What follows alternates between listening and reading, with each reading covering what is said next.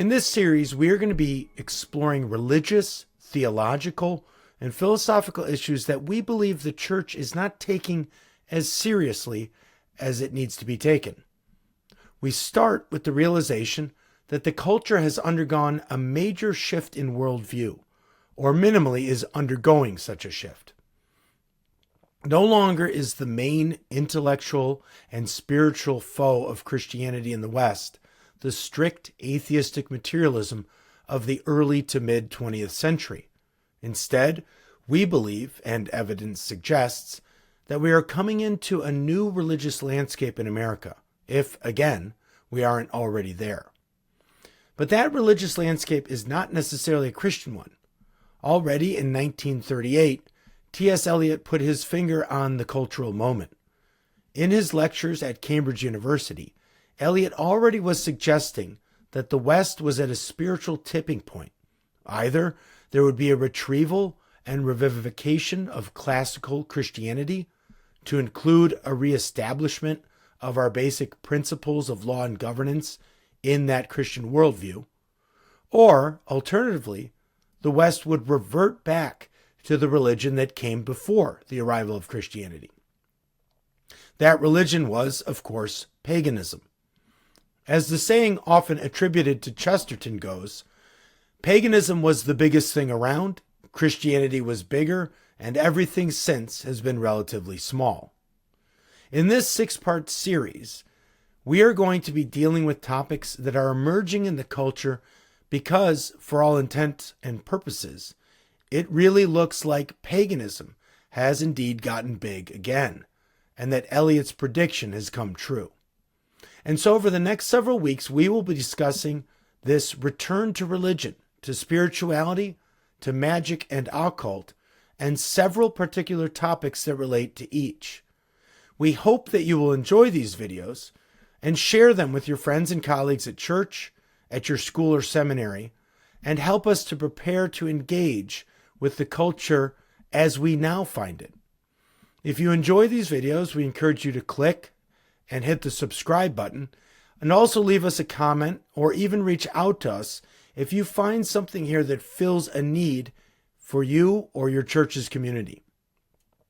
In this very first episode, Joshua Farris, Carl Teichrib, and myself talk about this shift in cultural worldview and the need for the church to shift its focus from apologetically and theologically to meet this new age order, and to try and answer the questions that it is raising about truth and reality. Again, we hope you enjoy this. Please leave us a comment, and we'll see you soon. I think it was said that by Chesterton that paganism was one of the largest things in the world, but Christianity was even larger, and everything since has been comparatively small. But what if paganism isn't returning as a single kind of organized religion? What if it's returning as a mood, a logic, a set of practices that people are absorbing without even realizing what they're doing? Here's what I mean. In the U.S., about 28%, 30%, roughly speaking, you can look at the Pew reports and other reports, now identify as religiously unaffiliated or nuns. In parts of the UK, quote-unquote, no religion is now a massive block, 37% approximately in England and Wales, quite large. And Scotland has reported a majority identifying with no religion. And even where there is traditional Christianity, where it remains culturally strong, like in parts of Latin America, Pew surveys have documented significant Catholic decline and growth in the unaffiliated, or maybe the nuns is the right category. So the question isn't simply, are more people becoming pagans? The deeper question is, where's the spiritual hunger going, and what forms is it taking? Wicca may be one visible stream, but it sits in a river system that includes New Age, wellness mysticism, Eastern spirituality imports, occult practices, arguably, going mainstream and growing suspicion of institutions side by side with it, religious institutions and otherwise.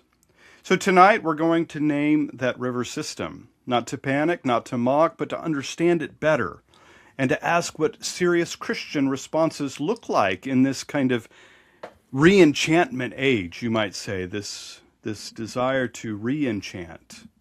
So I think as at least one Christian response, I think that's important, that is not just reactionary, is that we should affirm that there is a hunger out there. There is a spiritual hunger or a yearning for something else. People want some kind of enchantment. They want some kind of transcendence, cleansing, community, meaningful frameworks that they can live their lives in and from. We want to name the substitution. When God is removed, particularly kind of traditional God or Christian God or something near it, people don't become neutral, they become ritualistic in different ways or new ways. They trade it out for something else. And we want to at least gesture in a direction of offering an alternative, a thicker alternative that we suggest is better, more sufficient, you might say more sufficient. It's sufficient for living life and living well, living life and living a flourishing life, where prayer is communion, not just technique. Sacrament is as a reality is not just aesthetic.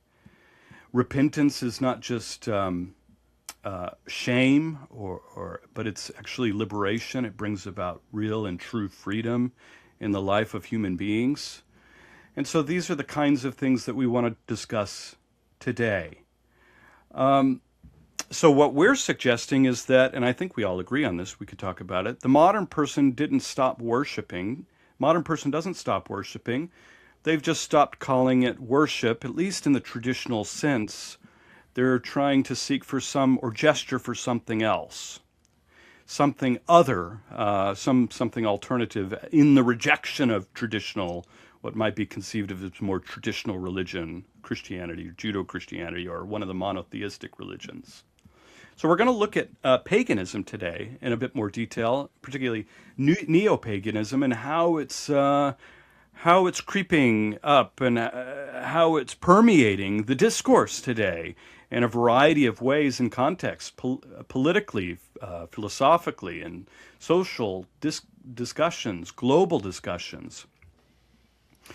Here's a statement to think about, and I wonder what you guys think about it as we move into defining paganism and neo-paganism and what we mean by that. Is something like this, right? Neo-paganism is a kind of modern re-enchantment as identity, as practices built from ritual, nature sacralization, and spiritual power outside of historic Christianity or some kind of traditional religion. So what do you think about that? And what do we make of paganism or neo-paganism? What is it? Let's talk about that first. Great questions. I appreciate the definition that you bring to the table. I think that's important. And it is multifaceted. It does contain that element of nature worship. It is ritualistic. It attempts to pull from ancient pagan practices and ancient pagan beliefs. It is you could maybe even look at it along the lines of, how would I describe this? Myth made functional. And you bring these elements into play with the search for and the hunger for some spiritual experience, something transcendent, something that's going to now move you out of your normal life patterns and allow you to feel something deeper than yourself, connecting to something greater than yourself. And it is very much has that feeling orientation. Indeed, when you go through the literature, you're going to see it many times, and I've seen this as well going to different pagan events, where the question of authenticity comes into play. And oftentimes it's framed within the concept of, well, if you feel it, and so there's a lot of question marks in terms of authenticity, and yet at the same time it's placed now on the individual that you're the one who authenticates this new religious experience. It's morphing. It has changed tremendously in the last 80 years. Yeah. What's that song? That famous song was in the 80s or 90s. Listen to your heart. Listen to your heart. Is that the? Sheryl Crow. If it makes you happy. It makes you happy. If it makes you happy, it can't be so bad. Yeah. Right. It's one I used. That's a good one.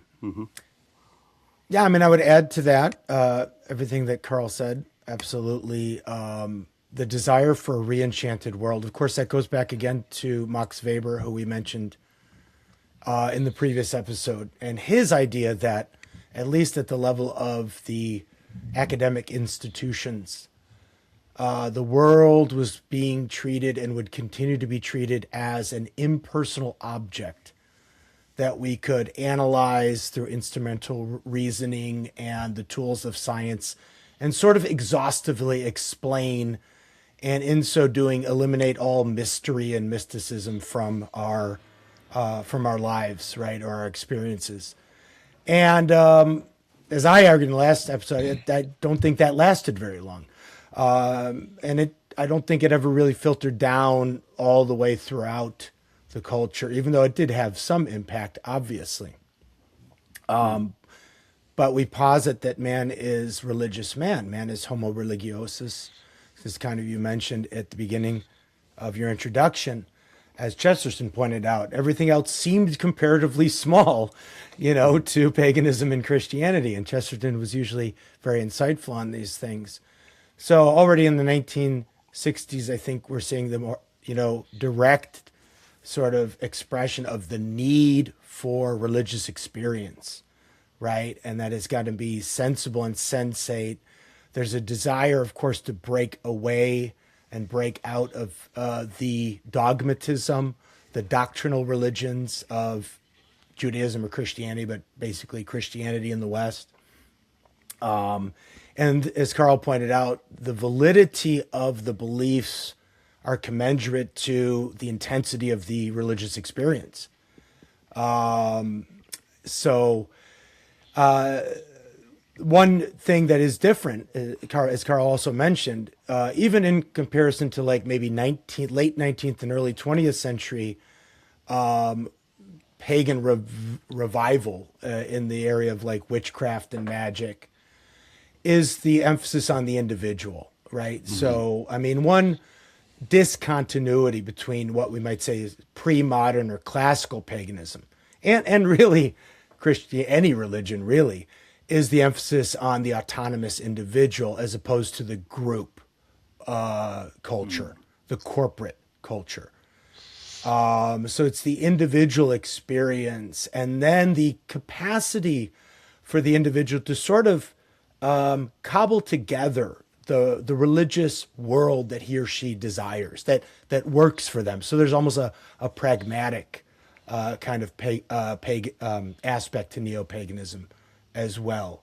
Do what works for you. Mm-hmm. It's not nearly as tied in together, although we could get to this later, to ethnic group or some other sort of like cultural entity. Although there have been examples of that in the not so distant past of paganisms that really were tied in with ethnicity. The most obvious one, of course, was Hitler's Third Reich.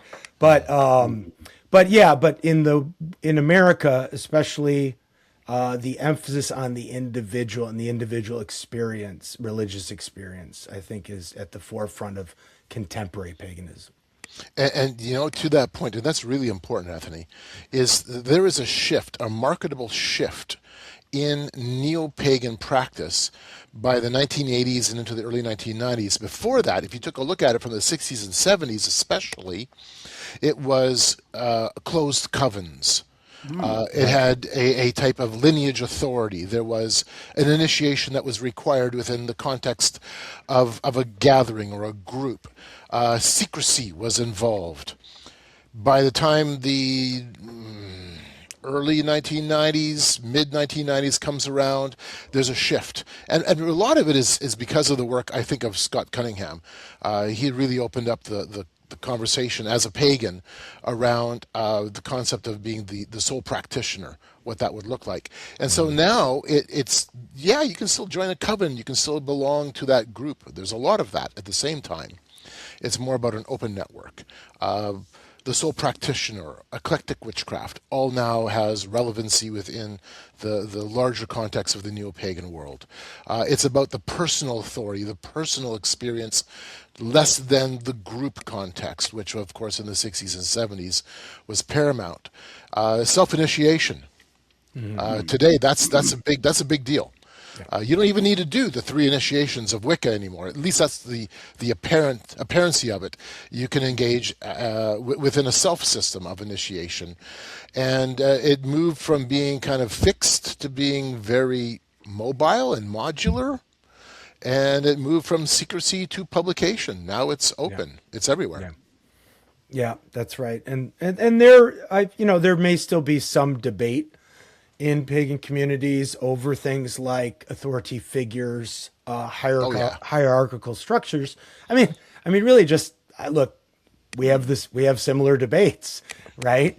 Is it a shamanism of all believers, or is there like a shamanistic hierarchy, et cetera, et cetera? So we shouldn't be. It shouldn't take us by surprise that we find these kinds of issues being hashed out in paganism, and there's developments and counter developments. And yeah, I mean, the further back you go in recent history, I think you do see more authoritative structures, hierarchical structures within the covens, within the Church of the Goddess, or whatever it may be. Yeah, but everything has become more individualized, more customized, more tailored to the individual sensibilities, desires, lifestyle, right? And again, I'm always going to kind of come back to this. I think, certainly technology has had some role in that for all of us. It has affected us. Yeah. Yeah, that's good. One other thing I just want to point out at the early start here too, that I just want to make sure everybody listening to this understands. The one perhaps most significant discontinuity between any classical paganism or pre-modern paganism that we might encounter either in the pages of the Bible or the annals of history of religion, folk religion studies, is that the neo-paganism that we've seen develop in the West, especially since the late 1900s, and then migrate over, is very much in direct rejection of Christianity. Right, that's obviously not the case when Paul's on Mars Hill, right, preaching to the Greek and Roman pagans. They've never heard the name Jesus before. So one thing I think we always have to take into account, and Carl has noted often that so many of the neo-pagan believers and practitioners that he encounters are former Christians of some sort, right? So neo-paganism in Europe and in America has been constructed, almost all of them have been constructed also as an alternative and as a rejection of Christianity.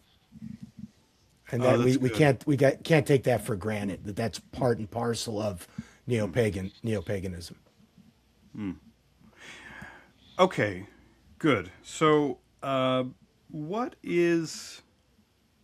you brought to mind a lot of things, and I don't want to jump ahead of myself. I mean, I'm thinking of all sorts of things. I mean, is this development toward neo-paganism that's much more egalitarian, much more individualistic, rejection of authority, a kind of autonomous ethics? We can have our kind of a la carte buffet-style paganism that is catered to our own interests and sentiments and hedonistic desires.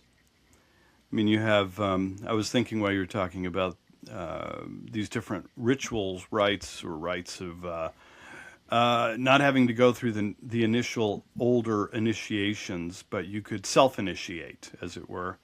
Is that just a feature of individualism, autonomy, or is there something else going on?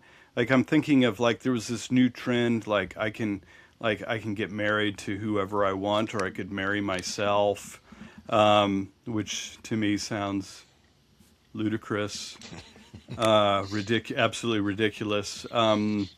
But you could, I mean, this was a new thing. I thought it was like you had like these humanistic marriages, right, where you have some kind of secularized rite of marriage initiation that de-godded the ceremony or something, and made it, purely secular, but it still had the kind of artificial resonance with old Christian, ceremonies and the like. And then that developed in more recent history, it seems, into this marrying the self. Is that just a feature of our culture of a radical egalitarianism, radical individualism, or is there something behind the scenes that's somehow rooted in this kind of, not just secularism, but this kind of paganism? So I'll quickly, this is just some thoughts on this, and I may be wrong. Yes, definitely the sense of selfism that we have seen flourish with the human potential movement in modern psychology plays a role. There's no question about that. However, there's something else about paganism, neo-paganism, that most people don't realize, especially in the Christian community. We don't consider it, but that is, this is a new religious movement. It's new. We're talking about something that really only developed in the late 1930s, early 1940s, and started to really mold itself into existence by the 1950s. This is truly, really a new religious movement. It's also, by the way, probably Britain's last real export of a religious sense of spirituality. I mean, this is really, especially the Wiccan side, is a British construct through the work primarily of Gerald Gardner. But it is relatively new. So it's in a period of flux. It has been really since the 1940s. From the 40s to the 60s, you see that there was kind of a continuity of the idea. It's fresh, it's new. They work within the coven, they work within the group. It's more secret. In fact, it wasn't until I believe 51 or 52 in England dropped its repealed its Witchcraft Act. So there was always this, at that point there was always a sense of this is a closed, secretive system. But then it changes, and you actually see it change roughly every 15 to 20 years. You see some significant internal cultural changes within the neo-pagan movement. So keeping in mind, it's a new religious movement, it's in flux, it definitely will flow with the patterns of modern culture, including that sense of selfism, that sense of human potential, whereas from the Christian point of view, we already have basically 2,000 years. And if you go back before that into the Old Testament, we have this lengthy period of time where we have been fleshing it out, wrestling it out, working it out, continually engaging, but yet remaining firm on the fundamentals. For the most part, this is something we can have different, maybe flavors, but we remain firm on the fundamentals. We understand the fundamentals. We know who Jesus Christ is. We understand the nature of God, the sin of man. We bring all those into play, and we have something that we could look back upon, even to, let's say, our brethren 500 years ago, 800 years ago, 1,000 years ago, when we go, very different culture, but we recognize the fundamental nature and the truth of the biblical claims being made, whereas within the neo-pagan community there is no Bible per se, and it is new, and so it is in that developmental stage, a very important developmental stage, and there has been some radical transformations in terms of the nuances of paganism, even in the last 25 years. Want to still, maybe we haven't define this yet at the metaphysical level, because there is a continuity between any paganism, ancient or modern, or whatever will come 50 years from now. And we did mention this obviously in the last episode, but that is that all paganisms, I think, to be rightly called paganism, are collapse the distinction that we would make between creator and creation, right? And also, I might add, given what Carl just said, there's a collapse of general and special revelation.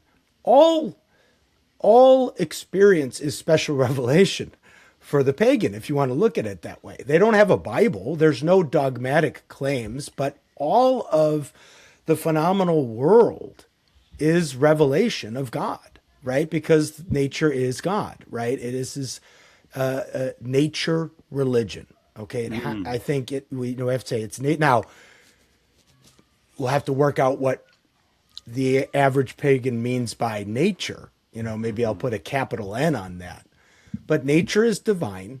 It's probably eternal. It's uncreated. It has many of the attributes of God that we would call the omni attributes, right? It's there's no creation ex nihilo, right? Right. On any pagan worldview, the gods, human beings, everything emerges out of, in the mythological construal, out of something like the divine realm, right?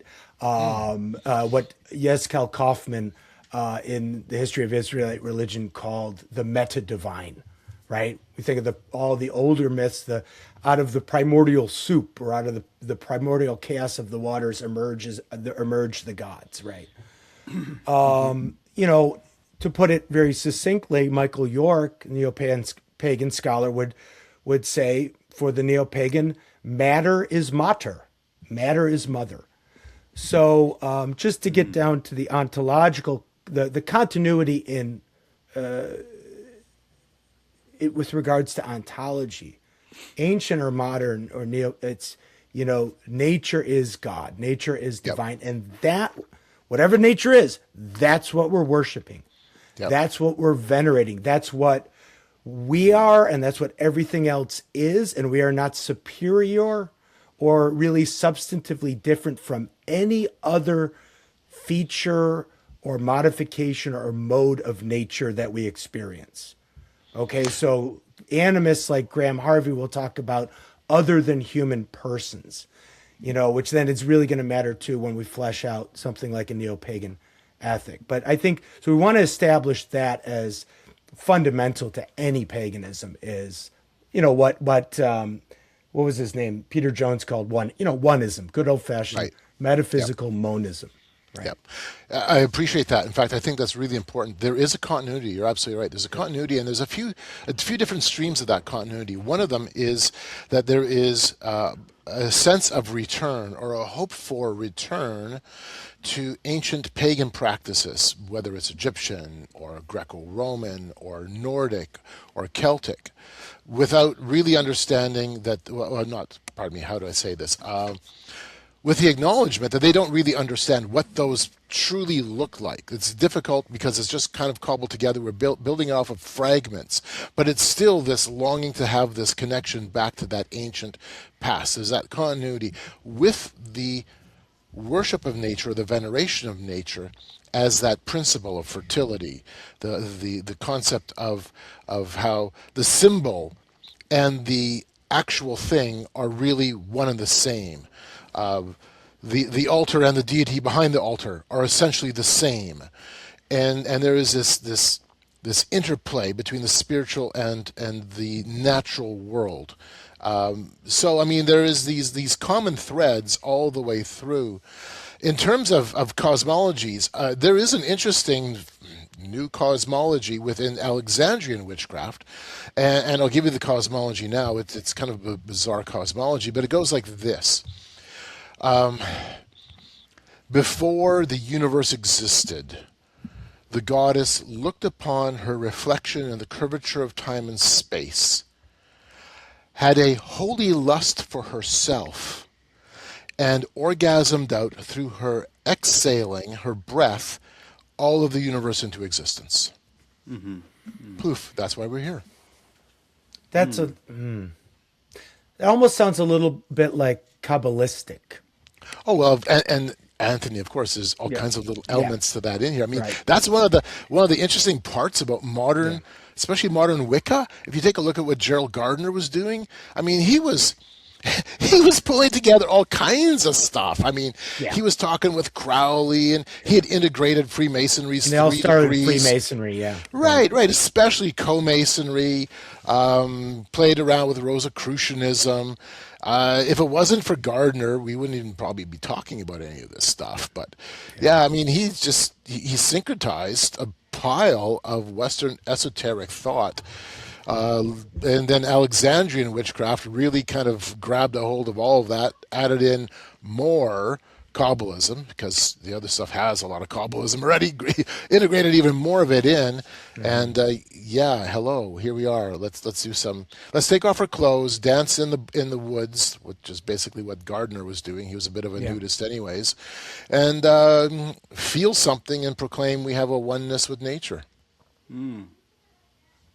I mean, there is an eclecticism in ancient Rome. I mean, we do seem to think that the Romans were able to adapt or adopt into Roman religion, the religions of the other pagan peoples that they conquered, and just add to the pantheon of gods. I think,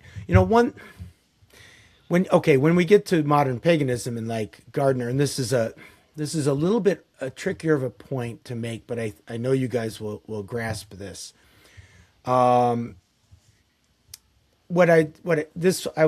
This dawned on me as I was reading a small book by the philosopher Roger Scruton, who wrote a book called Modern Culture.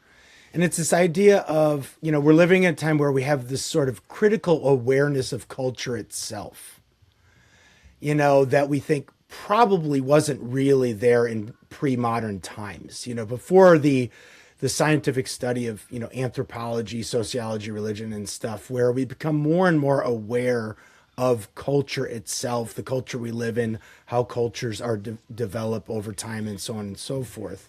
So when we look back at like Roman religion, Greek religion, folk religions of the Asiatics, the Americas, the African folk religions, etc., we feel like they are fully embedded, and there's not a there's philosophical skepticism in Cicero and whatever, and in the Greeks, Epicurus. But when you look at ancient pagan religion, we have the sense that the ancient pagan, his belief and practice is fully authentic, right? That he really believes in what he's doing when he builds the monument to Zeus or to Athena or whatever.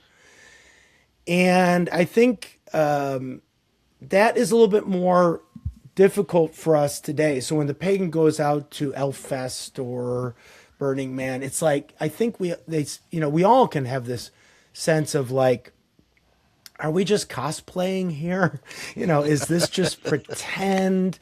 Are we really building these shrines? Like, is it that we really believe, or is it just that we want to believe and it's nostalgic because we feel that we've lost something socially, and maybe even psychologically, as if religion is pushed to the side. So we just feel like we have to do this as a social practice. I mean, this is a conversation in the church as well. Are we just doing this because it gives us social psychological benefits?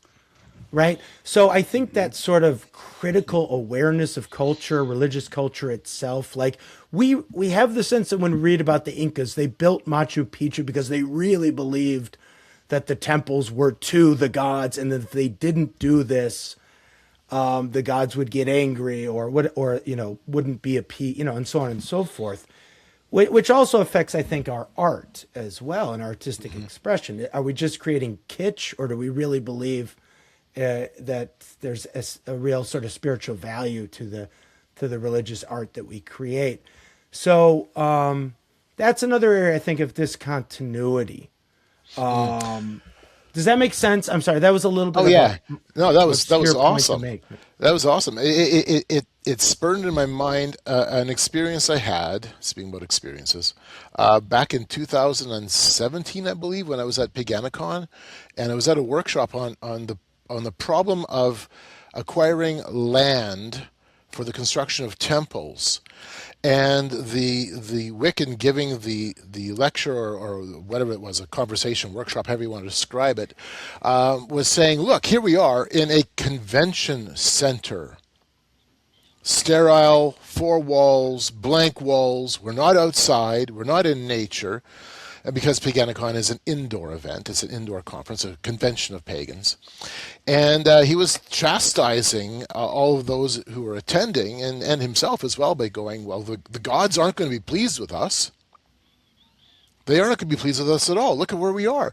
And the conversation was, how do we attain land? And that's been actually a question with certain groups.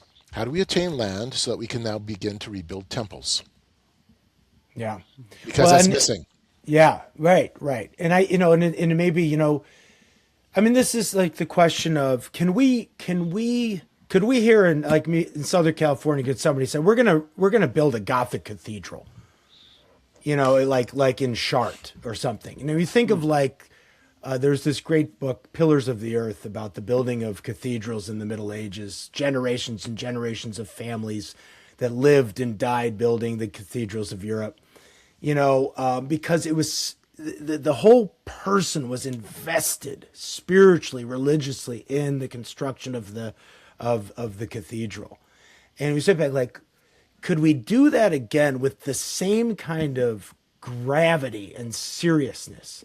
Could we say we're going to build a church? We're going to, a cathedral. Now we could do it much easier these days. But if we did it, would it just be an act of nostalgia for us?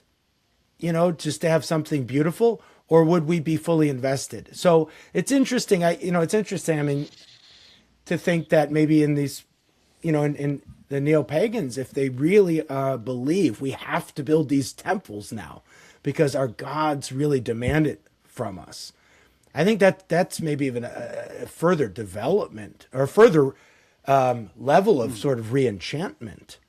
That conversation, by the way, and by the way, Anthony, that conversation has been happening. Wow, that's interesting. At the events I've been to, yes, at least on a couple of occasions, workshops specifically diving into that question.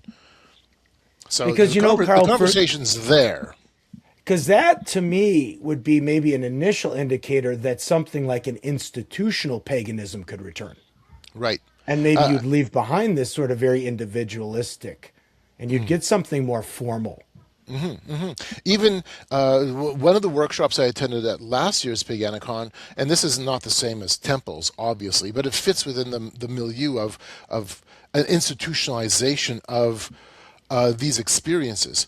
One of the workshops was on pagan archives, which already there's a number of archives devoted to pagan literature, pagan experiences, and the formalizing of holding that knowledge and putting it forward in a way that can be studied, can be academically accessed. So when I'm hearing things like that, conversation about, hey, can we set up a network of pagan archives, which already is in play? It's already happened. And then grow that pagan archive out, develop it, build it into something bigger. Now you've entered into almost a different phase of it. There's more of a maturing that's coming with it. Yeah, it's almost like the precursor to like some kind of historical theology or something. Right. There's something more. All of a sudden there's a recognition that if we don't institutionalize it, if we don't catalog it, we're going to lose it, especially in an age where that individualism or selfism really kind of plays into the cultural mood, especially in terms of the identity politics that lands within the pagan community as well. So there's some pretty fascinating things happening, and I mean, some of this is nuanced. The average person probably is like, well, that's, you're walking into the weeds kind of thing, but at the same time it's reflecting the change that's happening within that particular spiritual subculture, and that's a change that then echoes into our larger culture. I mean, I don't think it should surprise us if this radical individualism just, obviously I mean, we're already seeing all the destructiveness of it just at the level of the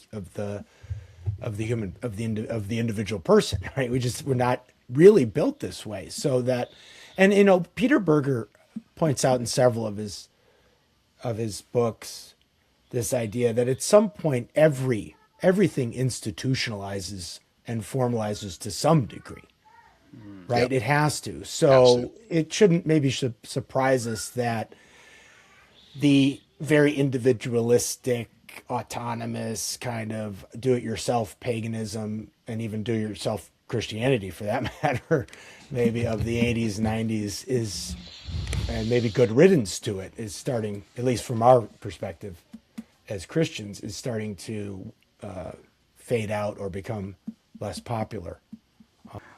So do neo-pagans tend toward polytheism or pantheism? I mean, we've talked a lot about oneness, right? The oneness religion and unified religion and the like. But of course, I mean, historically, we can point to concrete examples that we would take to be paganism, and they're very polytheistic. And so that raises a question about, well, is it oneness or is it really a pluralism? Yeah. Both. Well, it's polytheistic pantheism. Yeah. Yep. And maybe those are not contradictory concepts.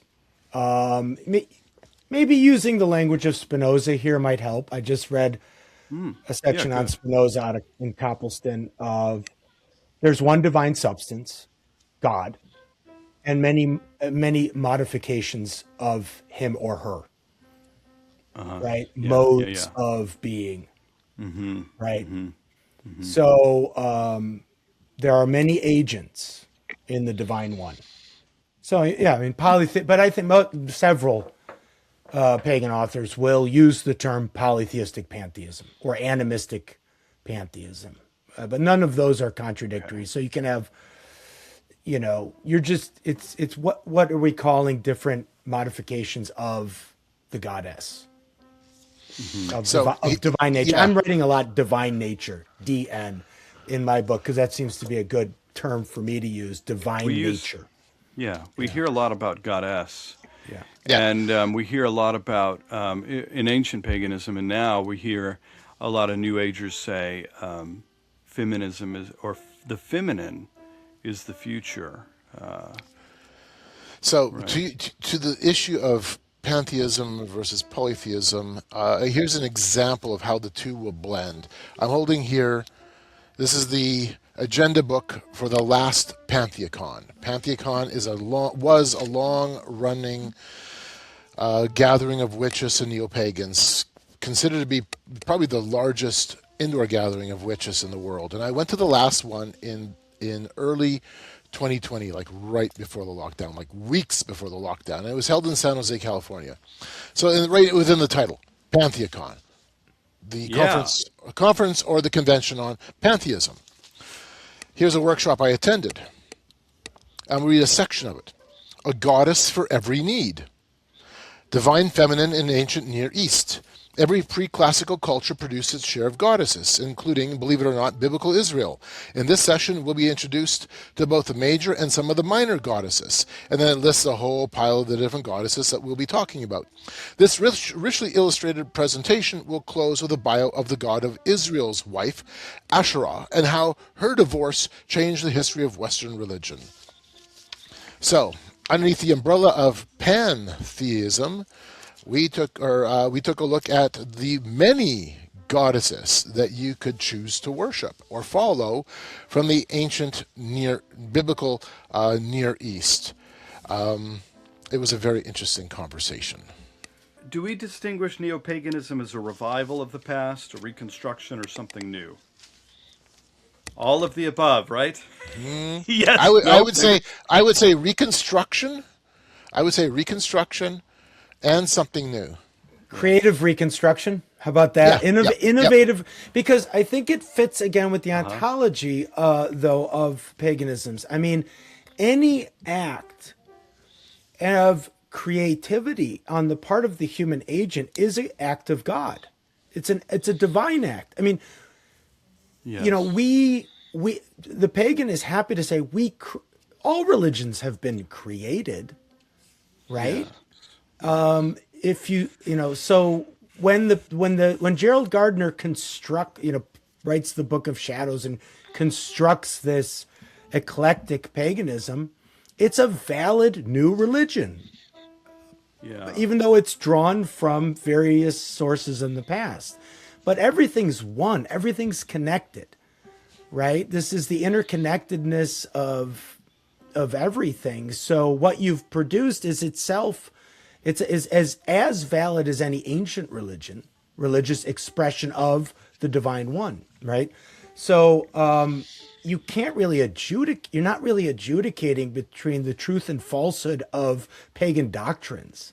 Like, that's just not a thing, right? You're not saying, well, this doctrine is wrong. This is heresy. I mean, I don't think we can really understand in that kind of, in those terms, right? So you create and you can reconstruct. And there are some groups. I ran into one online and I had a interesting back and forth. He's a Nordic heathen. And he's very much into Reconstruction, in that they really are trying to get back to as close as possible the worship around Wotan, the god Wotan. And they're really trying to get their hands on the historical sources, whatever archaeological evidence is there, and reconstruct it as close as possible. Of course, a lot of times there's not much to go on, as Carl points out often. But everything's valid. It's valid to create your own expression, because you are part of God. You are godlike. But it's fine also if you feel that it works better to reconstruct a lineage or a heritage that goes back a ways, and use that. Allow me to read a little excerpt from a workshop I attended at Pantheicon. It's entitled Polypantheism, Evolving with the Gods, and this was hosted by the Temple of Growth Advancement, or Toga. In this discussion, attendees will participate in a typical Reno magic ritual. When calling god and goddesses, they will be invited to call the names of any deities they have a personal connection with, regardless of pantheon. Members of Reno Magic and Toga will share experiences working with individuals from many backgrounds and traditions, including working with deities, pantheons who historically don't get along. Personal gnosis and rewriting personal community mythos, setting boundaries with self and deity, and interacting with those who have different relationships with our gods. It's quite a mix. It's quite a mashup. Yeah. There's a lot of confluence between the neo-pagan and particularly the newness of it, and the kind of individualistic expressionism that we find in our culture right now. So the humanistic, individualistic expressionism. What's the term used? Expression isn't quite right, but that works. Oh, the Charles Taylor's term. Charles Taylor's term, or Yeah. Carl Truman's term in his Self book. Rise and Triumph of the Modern Self. Expressive individualism. Expressive individualism. Yeah, that's the one I was thinking of. Yeah. That actually, there's a lot of confluence. It fits really well with neo-paganism, but also provides a kind of motor for creating something new. It makes sense from a human perspective. Everybody has this inclination to look to the past, and to sort of like have a longing for things in the past that maybe we feel have been lost. That's why we read church history, or should read. But then we also focus often on the future, and we look to for novelty. I don't really believe that there is anything novel other than technology, but there is just a longing there. I think that we all have, to look backwards to the past, to be fascinated by our ancestors, our predecessors, and maybe even reconstruct something that we think they had that we no longer have or that we've lost. Eliade speaks about that quite a bit in several of his books. The eternal mythical, right? The eternal mythological kind of, so I think that's to be expected, that you'll have both going on at the same time. You'll have the idea of desiring to be novel and express one's own individual take on divine nature, and then cobble together your own kinds of practices. But there's going to be equally the impulse to want to find something from the past and use it and re-employ it, as if you're honoring, the ancestors, right?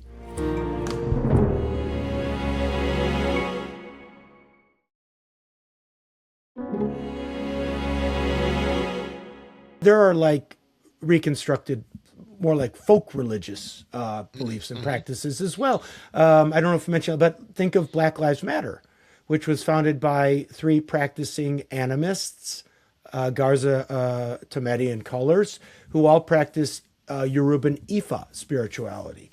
And ancestor worship plays a big role for them. And when they go out and they do their political activism and they chant the names of these victims who've been killed by the police or whatever, they're actually engaging with the spirits of the people who've been, of the dead, of they consider them the ancestors.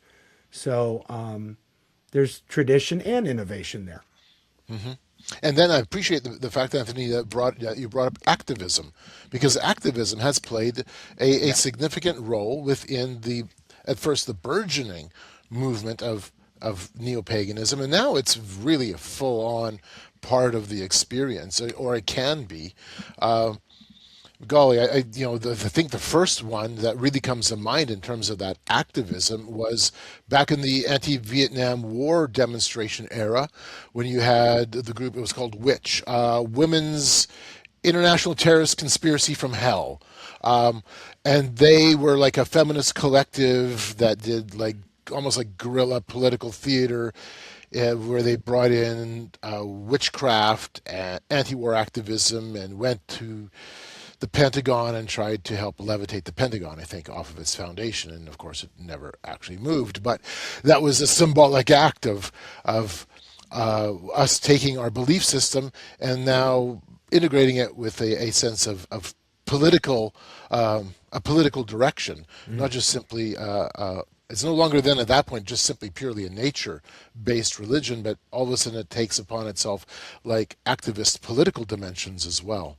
Well, I'll give you a very recent example, other than Black Lives Matter, which a lot of people, with regards to Black Lives Matter, a lot of Christians were worried about the Marxist component, but very few people looked into what the religious beliefs of the founding mothers actually were. Mm-hmm. But here's another example just up the road for me, in the largest school district in the country, LA County School District. In 2021, there was an school board educator by the name of Cuauhtin, Mexican-American, who took a Nahuatl name, in honor of his Aztec ancestors. And he introduced a lengthy document, I have it on my desktop, introducing a series of chants and incantations and prayers to named folk deities of folk religion. So they had prayers to various Aztec deities, Quetzalcoatl, Chiche-Topac, other Huitzilopochtli, and others. And then there was also ones. It was under it was categorized as an ethnic studies program, but these were things that the school children K through 12 were supposed to do to start off the school day, to have these chants and incantations to named deities from folk religious mythologies. And this was all to be done for the sake of raising awareness, a critical consciousness of social injustices and forms of marginalization and oppression, right? To liberate the students' minds to all of the social injustice. And that didn't have sort of an anti-Christian component to it, it did. I mean, it very much did, because this is tied in with kind of an anti-colonialist narrative that sees the European colonizers not just as bringing disease and guns and better weapons to native shores, but also bringing Jesus to native shores, which ruined the indigenous religions of the native peoples. It's not the secretive covens of the 1940s and 50s of Gardner and Crowley. That's right. It has really become a politically and socially active movement. Yeah, and that is one of the major shifts within the movement itself. The move from that secrecy to the openness, no longer then from the confines of a coven, but now walking into the halls of Congress. That kind of shift, and that's a rapid shift in 80 years. Yeah, I remember. I think it was in Adler's Drawing Down the Moon. That was in '86, the second edition, where that sort of is a live debate. That was like sort of a debate, like, should we be politically active? Is it about changing society and the world?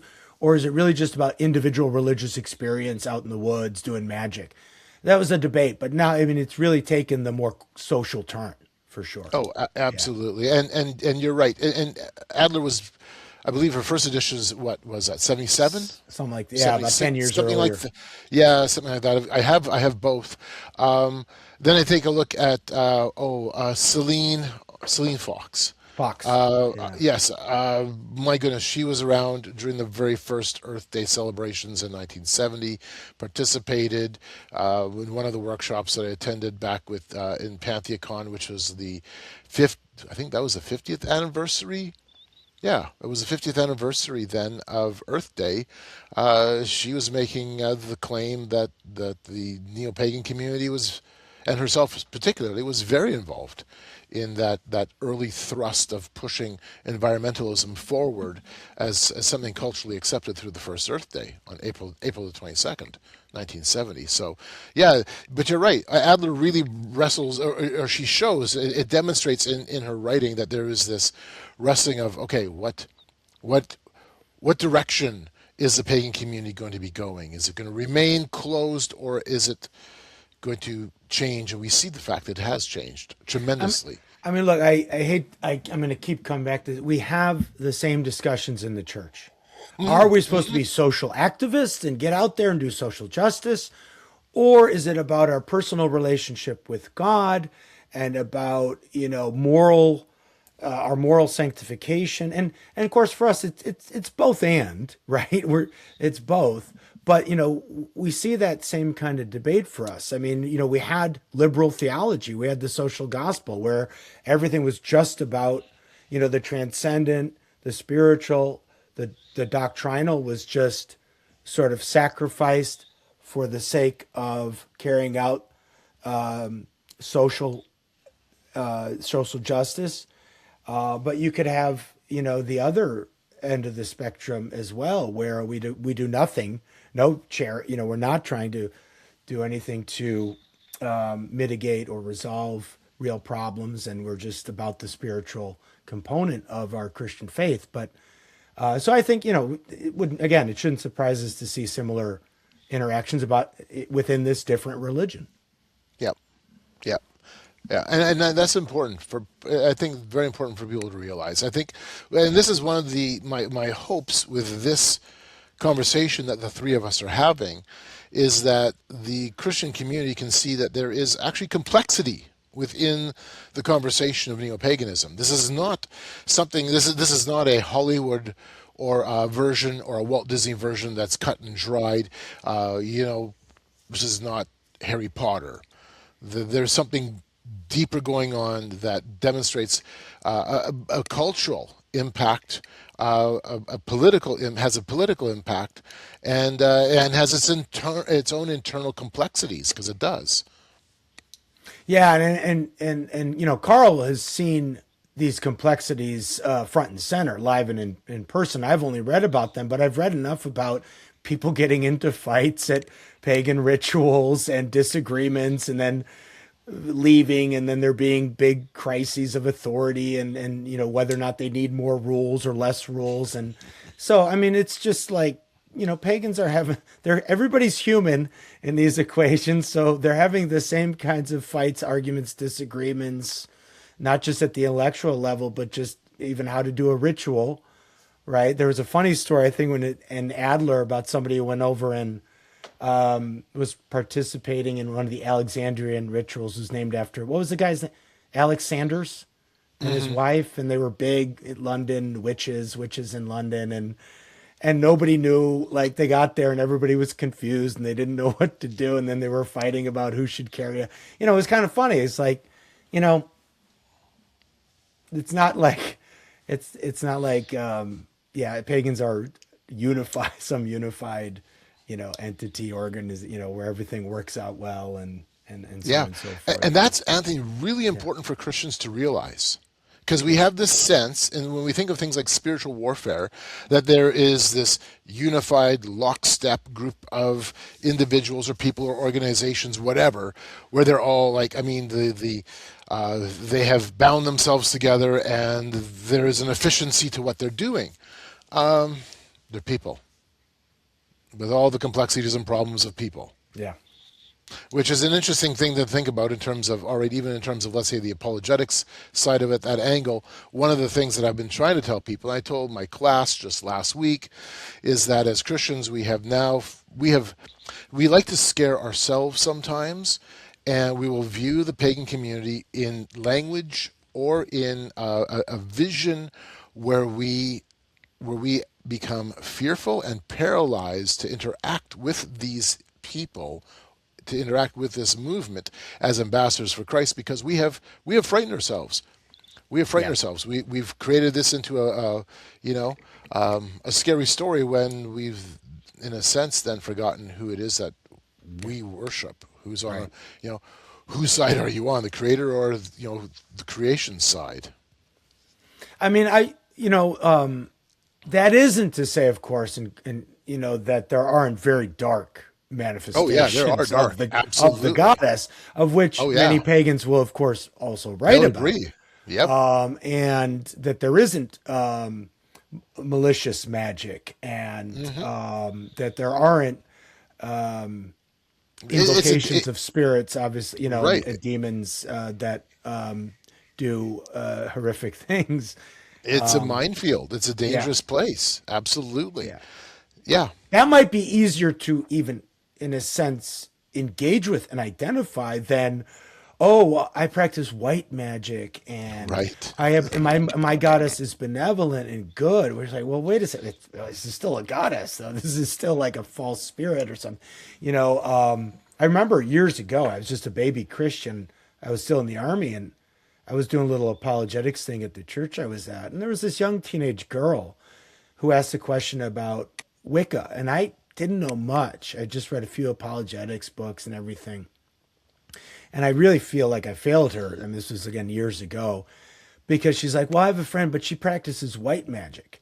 And I just kind of said, well, but that's still demons and blah, blah, and I just didn't handle it very well. But she thought that because it was white magic and not dark magic, that, this is healing magic. This is good for people. It's helping people therapeutically, right? So that might even be a little bit harder than if you're getting into what is very obvious, malevolent, dark sort of spiritual practices. Right, because that is there, absolutely. What is the difference between Wicca, witchcraft, and folk magic? Are they all pagan? They're all pagan, but they are different expressions of paganism. So Wicca is a form of witchcraft. You can be a witch, but not a Wiccan. So a lot of solitary practitioners would claim that they're witches, and they are. They're witches. And they'll maybe follow the work of, let's say, Scott Cunningham and some of his ideas of being a sole practitioner, or they'll have maybe followed after something else, maybe called, what was it? Modern traditionalism. That's one other branch. And they don't identify with the Wiccan movement. Now, Wicca is formed out of the work of a particular man, Gerald Gardner. It goes back to the 1940s. It has 3 defined degrees. It has a more defined set of rituals, a more defined set of practices, or at least it historically has. Now that too is again, there's some blurring of the lines between what happens with the sole practitioner and what happens in a coven, because it can become a very eclectic spiritual experience, where you're sampling. Wicca very much is involved in focusing on the goddess. So yes, that's a key component of Wicca versus, let's say, witchcraft, which maybe let's say the person's involved in reconstruction of a Greco-Roman form of witchcraft and says, "Hey, I want to invoke Zeus, or I want to invoke Nike, or along those lines," and you'll be like, "Oh, well, those are male deity figures, not a goddess figure." And in Wicca, the goddess is a key part of their spiritual experience and beliefs and practices. Do we hear much about male goddesses in the public sphere right now? Male gods? Oh, male gods. That's what I meant. Yeah, male gods. In the ethno-pagan spheres, yes. Yeah. So ethnicity focused paganism. Which are mainly. Carl, correct me if I'm wrong, but you're probably getting more of those in the Scandinavian countries. Yep, 100%. I don't know how to say it. Asartu, Asaratu. Yep. It's weird. Asatru. So, and these can be very racist, like in the traditional sense of the term, in the real sense of the term. That like where our gods preference our race. Right. And racial purity is demanded or desired and demanded by the group, and they specifically worship and venerate these, especially Nordic deities. Yep. Yeah. So ethnic reconstruction. Okay. Tied in with the spiritual, the worship of gods of that place. Of that geographical area. Interesting. Yeah. That's interesting. And so more geographically located paganisms that are influenced by blood and soil would not be masculine tending. What typically? Well, would it be more feminine? I mean, certainly in the West, in our pagan, it seems to me what we've been saying here is that there's a tendency toward goddess worship. There's a kind of, which has an affinity to all these variant egalitarian expressions that are morphing in our Western culture right now, that are dominating political policies, academic practices, educational practices, et cetera, et cetera. It all tends toward this idea, this amalgamation idea that seems to come together somehow, and the feminine is the future. I see that, Carl. The retrieval of the goddess, I see in my reading, Carl, correct me if I'm wrong here, I see as really a reaction to Christianity. That is part of the reaction against Christianity, whereby you have Father, Son, and Holy Spirit. And the Trinity is construed as a male deity, right? Certainly Christ incarnates as a historical man. But, we would want to maintain that the Father is rightly called Father, even though obviously he's pure spirit. But that a lot of the desire to recapture the feminine in modern paganism is a reaction against the idea that Christianity has to be rejected along with its masculine God. Interesting. You see this, but there's a reaction there, I think, because there's nothing inherent in paganism that says the emphasis couldn't be on the God, some God.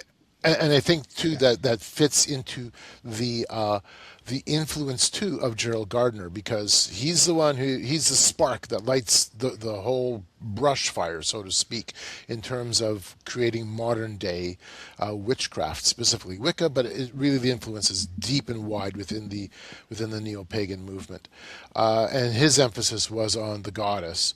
And then you see in the late 1960s, you see the rise of feminism, of more of the liberal leftist feminism that emerges, and importantly, within the scientific realm, the Gaia hypothesis is being fleshed out in the late 1960s, and then in the early 1970s, the Gaia hypothesis lands pretty big in certain academic circles, even though James Lovelock wasn't at first bringing it out as a he wasn't really believing that the Earth had a spirit, was fundamentally alive. He was using it as more of a metaphor. It gained traction, nevertheless. It all of a sudden had this sense of opening up the space of a conversation. Well, maybe the Earth is alive, and maybe it's all infused with spirit. And the Gaia hypothesis moves from scientific conversations about processes and systems into something even more spiritual and metaphysical. This idea in my head isn't fully fleshed out, but so there are male and female expressions of the deity, of divine nature, right? Okay. When you look at there's an incredible book, my number one book of last year. I think I plowed through 52 some odd books, and this was by far the most interesting one I read.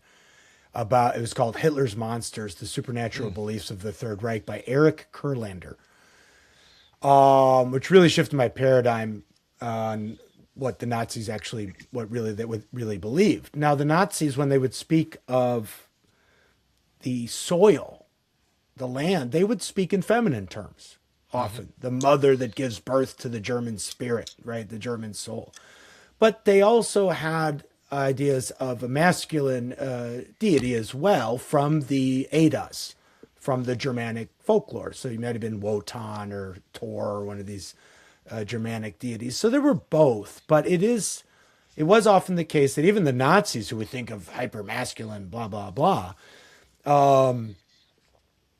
they still revered like Mother Earth, right? The land and the soil was often spoken about and construed in, even with the term Vaterland, right, which fatherland, but there was still a lot of religious language that they used to describe the earth in these terms of, because you think of it nurturing, it provides for us, so it's kind of natural to think of the land itself in sort of these more motherly ways, which a lot of the Greek goddesses also are Ceres, and the god of agriculture, and so on and so forth. So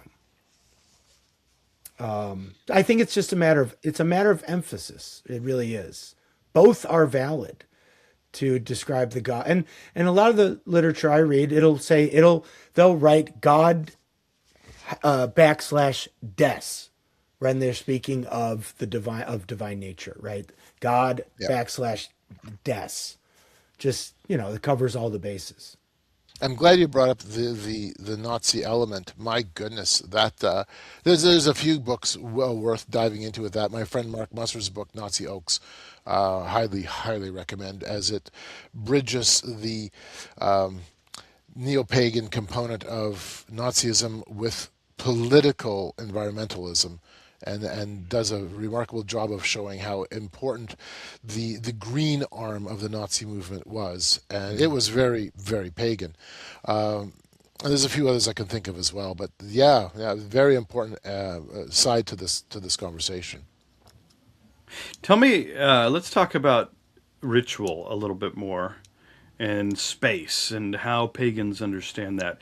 What is real? What is real for the pagan? Is there any overlap that we can point to between the different variants of paganism?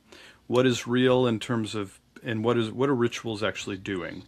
Just to go back to, again, the idea of continuity, I think we can say, and York says this, and I think Iliada points it out as well. Like two things that are fundamental to any paganism, new or old, are going to be the ritual, the religious or ecstatic ritual, and of course there'll be various expressions of that in various forms, giving culture time and place. But and then also the other we mentioned witchcraft, witchery, but just maybe the even broader term would just be magic, magic use, right? The use of magic, and then there you could come up with two or three different types of magic that will take place in a ritual. Like there's oftentimes what's called let's just call it high magic, which is throughout cultures. Takes place in the ecstatic ritual, and that's this idea of really transcending one's own self and connecting with the greater universe, right? With the cosmos, right? And then having kinds of experiences of time and space and altering perception of reality of what is real. Okay, high magic, and then there's sorcery, right? Which is like doing little rituals to get something you want, to like have an immediate effect. So like you think like in the Middle Ages, tying a knot at the end of the bed sheet so that, a child would be produced that night, if when the married couple got together, or throwing a little blood over the crops so they would grow. So like magical incantations and rituals to produce an effect. So within the ritual, the ecstatic ritual, in my reading of this, so usually what's being aimed for is something like the first kind, the high magic, the shaman, the magician, the witch, trying to sort of transcend the individual embodiment of the goddess to have this more expansive access to the divine realm, right? So I'll start with that, and then I'll let Carl get into more. Yeah. Carl, would you agree with Actually, that? Magic and yeah, just in I, general. yeah, no, I would, and Joshua, that's a big question. It really is the purpose of ritual. I mean, we can ask this question even within the realm of Christianity. Right. Why do we do certain things? What's the point? What's the purpose? Within the neo-pagan world, when you're thinking about ritual and you're thinking about magic, and ritual is really, in a sense, you're trying to act or put pressure upon the all, the supernatural all that exists and is embedded within all of nature. So you're trying to exert will and interact with it. A lot of it is spiritual imagination. A lot of spiritual imagination. So, and I've sat through, I don't know, 12, 15 different rituals, some very, very elaborate, some quite small and simple. One that had bloodletting involved, and the doors are actually locked, and people were told, hey, as witches, they were told, if blood and what we're going to be doing bothers you, here's your moment to leave. Once the ritual begins, the doors are closed, nobody in, nobody out. Really serious stuff. Nevertheless, even in all of that, there still is this sense of imagination that comes into it. So I'll give you an example, the cone of power. You've created this circle around maybe the altar, around the fire, and you've got this cone of power, this cone of energy that you imagine is now enveloping you and moving upwards. Well, is it really there? Is it really a cone of power that's encircled you and your group as you're going around the altar or going around the fire? Is it really a cone of power? To the point of, imagine if you have to leave, let's say you have to use the washroom. If you have to leave the cone of power, take your athame, your knife, and ceremoniously cut a door in the wall of the power that's wrapped around, leave, and then as you re-enter, seal the door up. But there's no door. This is an act of imagination, and you are participating in something that, with your imagination, that now you are imbuing with it some type of special power. And you're creating, I believe, in your mind, you're creating that sense of we have now entered a sacred space. This is a sacred activity. These are sacred actions. And they're sacred because I agree they're sacred. And with my group or on my own in the ritual, I will perform all of these actions because it creates this special space. This is not the mundane. This is a step out of the normalized world. And now in this moment, I'm feeling and experiencing something, even if it is so much of it based upon, let's say, creative imagination or spiritual imagination. Yeah. And sometimes it goes way beyond. I was in a workshop with a practitioner. He's a Gardnerian Wiccan, and he was talking, and his wife was in the room. He was talking about the Great Invocation, when they were involved in the Great Invocation, which is a ritual, and the goddess did come down, and the goddess did walk in. And all of a sudden, the other person that was there, the goddess was right inside of that person and has now manifested with a complete change in that person's natural character. Everything from the demeanor changing to the voice, the whole bit. You're like, okay, yeah, something did happen. You are asking for something, Yeah. and it happened because there is a supernatural reality, and that side of it is willing to play with you, or use you if you so engage. Yeah, I mean this kind of gets into the question, like when the neo-pagan goes into the room or the ritual. I mean, in some of the literature, the neo-pagan will say that the god can be a psychological projection. That doesn't make the god any less real, Right. because a psychological projection again is an expression of divine nature, right? Right. The symbol Yeah. equals Yeah. equals the entity, or the symbol Right. equals the action. Yeah, Right. everything is divine. Everything is positive. It's already divine. So now, but it could also be that there is a mind independent, a non-projected entity that is also called upon and that shows up. There's a fascinating account of in Murphy Pizza and Thompson Edward, the Handbook of Contemporary Paganism, in one of the chapters on the Wild Hunt Challenge, about a woman named Jo Crow who, in the woods somewhere in England, inside the Wild Hunt ritual, has wolf enter into her. And I mean, it's a harrowing account of. I mean, now she appreciates that wolf entered into her, and at some point she talks about how somebody was trying to sort of walk her down, bring her back to mundania, as Sarah Pike, right? And she almost bit the guy's head off, in her embodiment of the spirit of wolf. So that might be more than just mental projection. And I think we can, I think we can fit that into our Christian worldview fairly easily, actually, Yep. right? So mental projection, imagination, and the idea of an independent being that's being invoked, it's still all of the same stuff. I think it's all the same substance and the same stuff at the end of the day.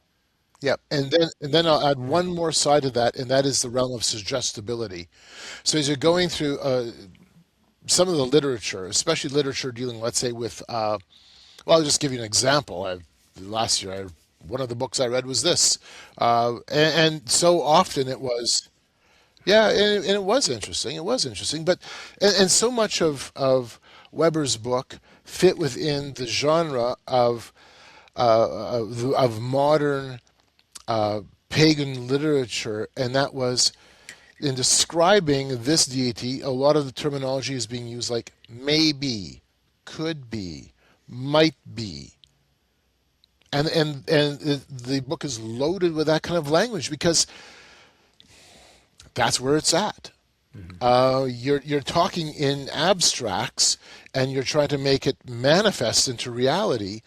And this is that part of that imagination, the psychological side, But from the biblical point of view, there is a real spiritual worldview, a real spiritual side that's being, in a sense, tapped. Hi, we're here, and we want you, we invite you. That kind of notion. But the language of suggestibility, I've seen this a lot, and not just in the literature, but observing some of the rituals as well. As a Christian, I mean, ancient Christians have always had kind of liturgical practices and rites and rituals, and I mean, even Baptists today have some rituals of some sort. I mean, and symbols that they deeply imbue with meaning I mean, even if you press them hard enough, they wouldn't blend the common and the secular and the sacred too much. Where I mean, even many times Baptists have a sense of like there's something important going on when we come into the kind of the sanctuary, if you want to call it that, or this space where we worship and we set this space apart. My understanding of magic, and I think this is maybe going on here too to some degree, and listeners are probably going to come at this from this perspective. Magic is effectively bad and pagan for the most part, and that maybe there's a lot of truth in that. At the same time, the way Radin defines magic could be perfectly like compatible. Certain types of magic could be compatible with Christianity. Okay, so in this way, right? I mean, if we think that something is going on, you're good Roman Catholic, Eastern Orthodox, or even Anglican, or Reformed maybe. Something's going on in the Lord's Supper. When you pray over it, something happens to it, right? We're taking these natural elements and saying that something supernatural is occurring. Well, on Dean Radin's definition of magic, he would say, well, that's magic. There's something about the mental and the immaterial that's interacting with the physical in a unique way that falls under the rubric of magic itself. Okay, so that's fine, fair. That if you define it that way, there's nothing necessarily pagan or necessarily kind of negative or immoral about it. I mean, typically when I think of magic, I think that magic is immoral, right? But not necessarily, right?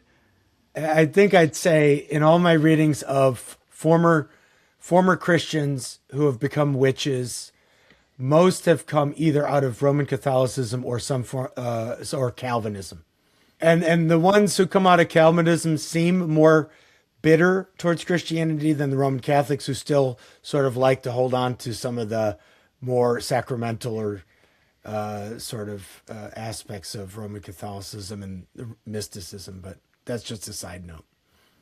Well, you could see, I mean, yeah, I mean, it makes sense to me why that would be the case for Roman Catholics in a different way, because they're so sacramental, so nature religion.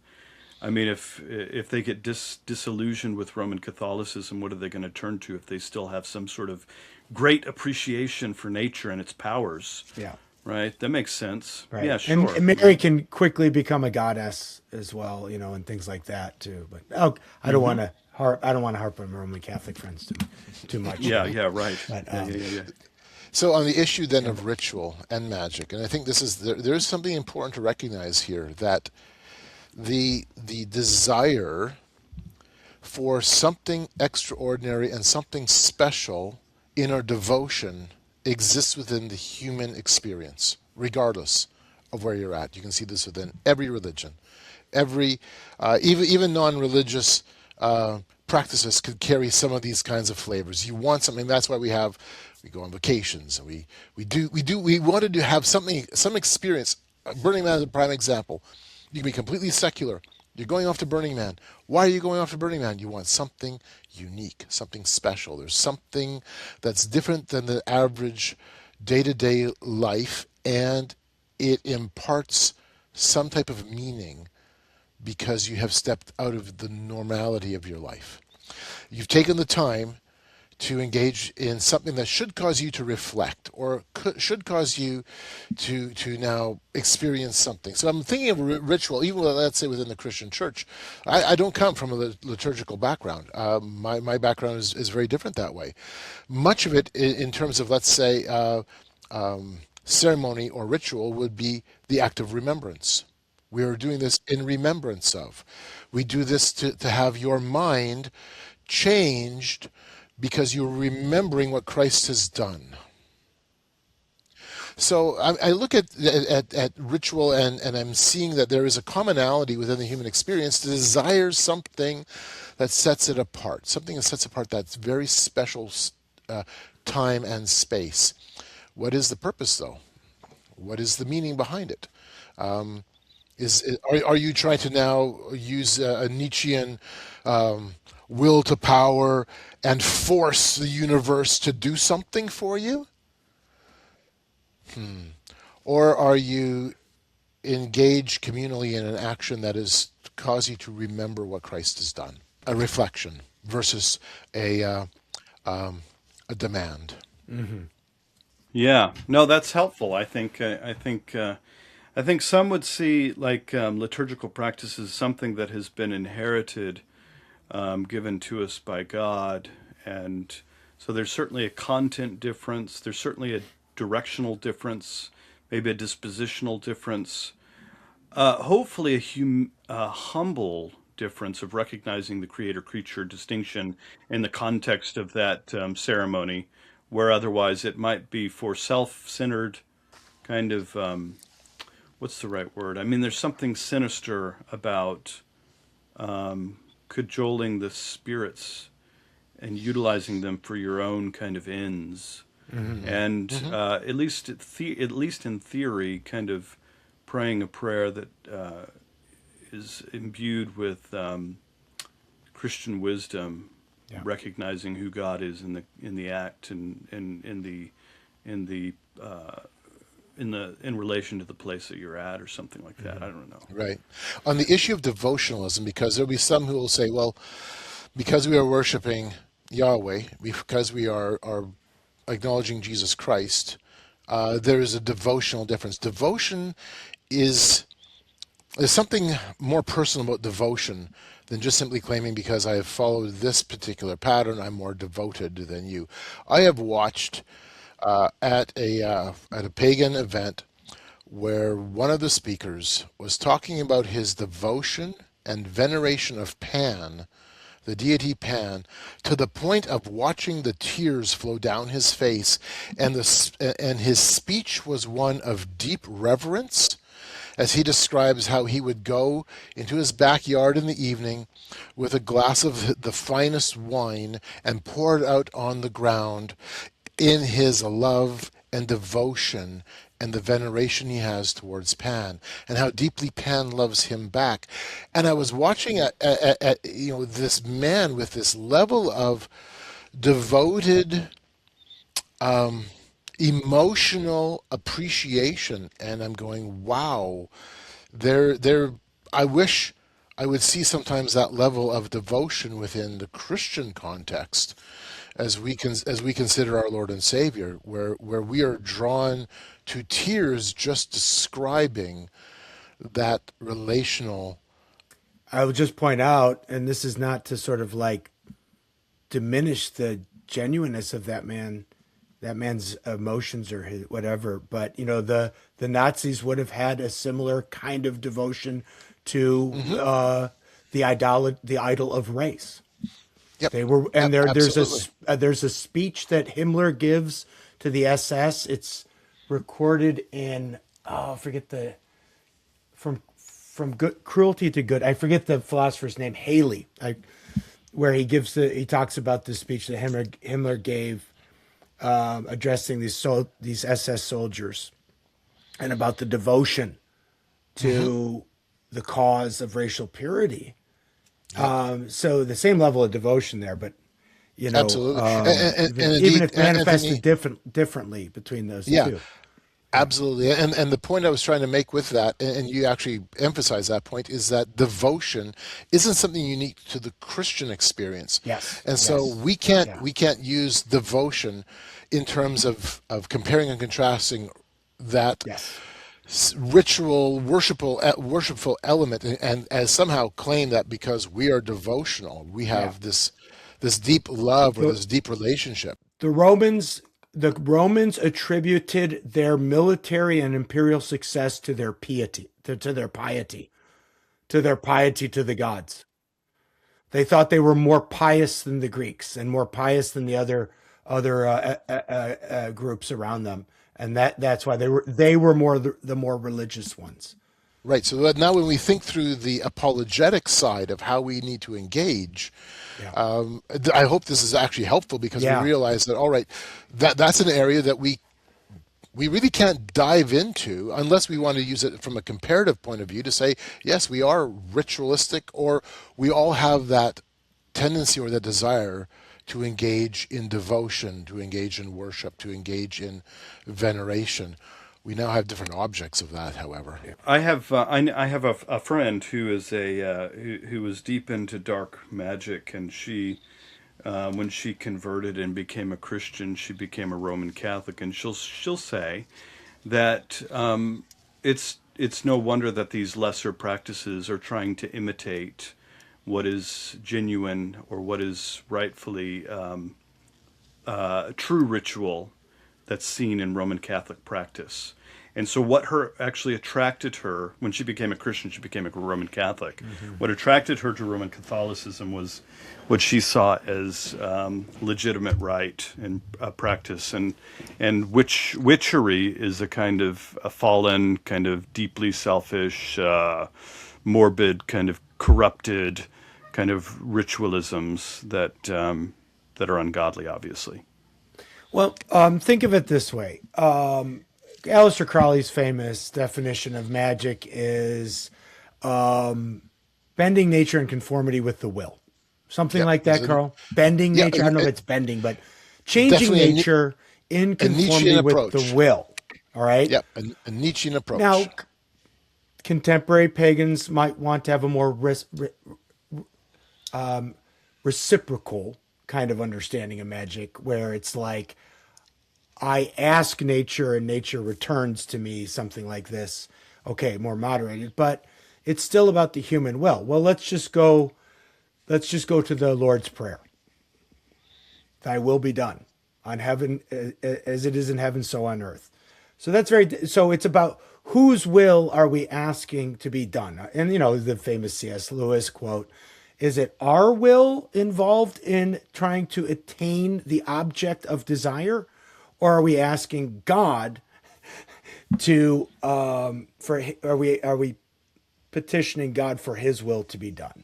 Right? So that's just at the level of which agent do we think is in control or should be in control? Yeah. Do we think we should be in control, or do we think God should be in control? Now again, we'll have to be careful there, because a neo-pagan would have a response to that, especially in this more reciprocal sense. Right. With regards to ritual, I mean, think of it this way. Let's take the Roman Catholic doctrine of transubstantiation. Maybe this is just a mental picture for people. For the pagan, there's no need for the priest to do any blessing to the elements. They're already divine, right? Again, just coming back to that. The bread and the wine don't need to be changed into something else. They already are God. Okay, so, that's maybe, they're already sacred. I agree with Jacques Ellul had a very good analysis that I think we should see Genesis 1 from the start of the Bible, that part of the biblical revelation is the desacralization of the created order, right? So that we get a understanding of the distinction between the transcendent God of creation and that which is contingent and made, right? So this is why I grew up Roman Catholic. It's difficult. It can be challenging in more liturgical. I think the reformers were, careful about this. It can be challenging to us, as again, I'd say almost natural pagans, Romans 1:18 through 32, to confuse where sacredness is. Where is sacredness? Is it in the object itself? No, the object is there to remind us of that which is sacred. If there's anything sacred in the world, as Elul points out, it's us, because we're made in God's image. Human beings are sacred, but we really cannot say and be Christians that objects in the world are sacred. I don't think we should say that. So maybe we got to make a distinction between sacramental and sacred. Right. So let's get confused. And then to the point of, like Josh, you were talking about how you would see a pagan ritual in terms of, let's say, moralistically, it's evil, it's wrong. It's from their point of view. No, they would see it as beneficial to the earth, beneficial to the planet, beneficial to the natural environment around them. It really boils down to, and I think this is so important, that creation-creature distinction. I'm looking even at the model prayer, Our Father who art in heaven. It begins with an acknowledgement of that distinction. There is this distinctive element between God and the rest of creation. And so it's an important thing I think that's a really important part that has to continually be referenced, that this is really that, on the pagan side, it again boils down to this worship of nature. Yeah. Asking that question, is nature divine? If all the universe is divine, or big, I like how you said it earlier, Tony, big N nature. If it's all divine, well, we're just ritual. Well, ritual becomes a tool to bend it to your will. Well, and guys like, Eric Steinhardt in his contemporary pagan, he puts it, look, anytime we do anything in conformity of our will, we could say that we're using magic. Drinking water to slake our thirst could be considered magic on that definition of bending nature, changing nature in conformity to our will. So there's nothing wrong with it. It's natural to us to do magic, in that if that's all it is. So if there are more effective, more efficient, more powerful ways of doing the same thing, then for the pagan, there's not really a problem between drinking a glass of water and doing the great rite, or something. Yeah. Which is why you see in Ferguson's famous book, New Age book, The Aquarian Conspiracy, she gives an illustration of watching a boy drinking milk and making the claim that all that was happening was God was pouring God into God. I mean, you might argue that the traditional liturgies, like the Book of Common Prayer that I would practice, the Lord's Prayer is the first thing you pray, at least privately as a priest, before you enter into the Eucharist service or the Lord's Supper service. You would pray the Lord's Prayer because there's a recognition that the natural elements themselves are creatures. The creatures themselves are something only creatures by way of being created by God, and whatever they amount to in terms of the elements, even the elements in the Lord's Supper are creatures themselves. When we take a look as Christians, this distinction, we have been often maligned. In fact, the environmental movement maligns Christians as by saying we have this distinction between creation and creature, and have been given the mandate of stewardship over creation, that we devalue creation. Nothing is further from the truth. We should, as Christians, have a value on creation because of the one who made it. Just like the artist who creates a painting, there is both a value in the art and a higher value in the artist. And I think that's also another point that we need to be looking at in terms of how we answer the criticisms of the world without going, oh, you're right, we're wrong on this, we have to change, which incidentally is what the churches were doing after the first Earth Day, because April 22nd, 1970, the charge was leveled firmly on the Christian community. You're responsible for the environmental woes. What was the church's response? You must be right. Yeah. And we followed what the world prescribed then. So we need to be able to say, hold on, we actually have a value. We should have a theology of creation, always pointing first and foremost to who is the creator, recognizing that is where value derives. In fact, there is no value without distinctions. And we see that God is the one who brings distinctions into play in Genesis chapter 1, including the distinction of humans over the animal world. Yet we're still part of the creation, but there is a distinctual value that is of paramount importance. And so I think that also is part of, I keep saying I think, I have to stop that. It is part of the important conversation in terms of the apologetic nature of how we respond to the charges leveled against the Christian community. You know, at least in this conversation, my hope with this conversation is that for those who are listening, and for us as well, the three of us, it will spur us on to begin to think deeply how we can begin to engage and answer. To see this as not just simply a simplistic challenge that we have to face, but that there is complexity, that there's nuance. And then behind all of this, there's people.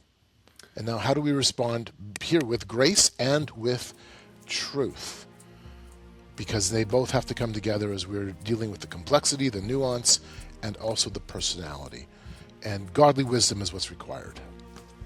That was a good conclusion. We should probably end on that note. Wonderful.